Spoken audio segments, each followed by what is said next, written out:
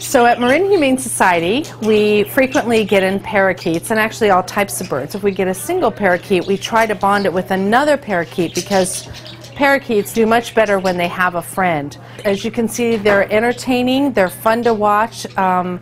Their sounds are just beautiful. It's very relaxing to come home after school or work and just sit and watch them.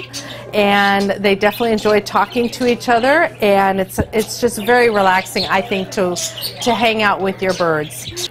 Some birds are hand tamed. If you've got the patience and the time, you can definitely work on hand taming your parakeet. I personally had one that used to walk around the house on my shoulder and give me kisses. And you can hear that they make wonderful, wonderful, beautiful noises here. They're singing, they talk to each other. Again, it's so important to have at least a pair of parakeets so they have someone to talk to. They groom each other, they love on each other, they give kisses to each other. They're a lot of fun.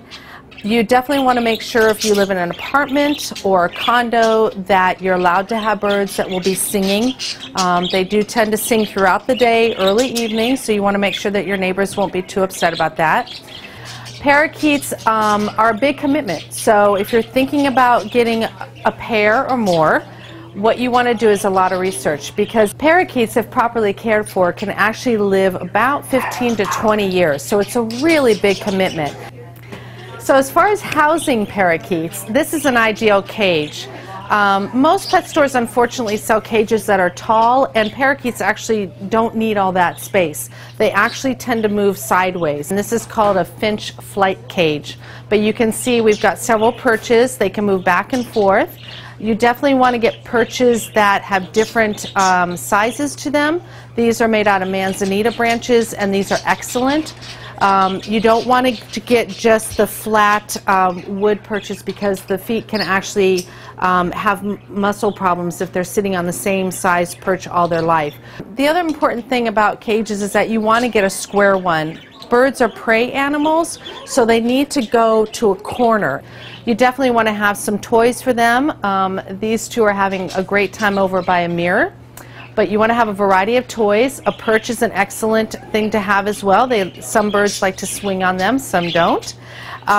Here down at this cage with Ping and Pong, we have a cord kind of branch for them to sit on, and that's also great.